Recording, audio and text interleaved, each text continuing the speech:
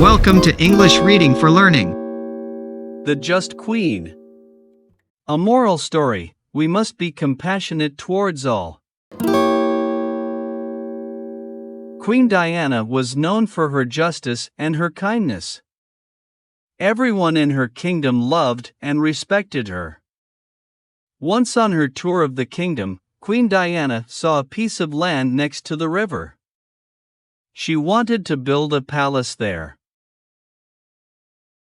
She asked her ministers to begin to build the palace immediately. A few days later, a minister returned saying, "Queen, we have made the plan for the palace. But there is a small house next to the palace where an old lady lives. That house is ruining the beauty of the palace.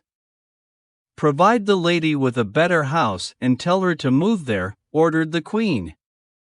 But the old lady came crying to the queen. "Dear queen, I don't want to leave my house. My dead husband built it. We have many memories there."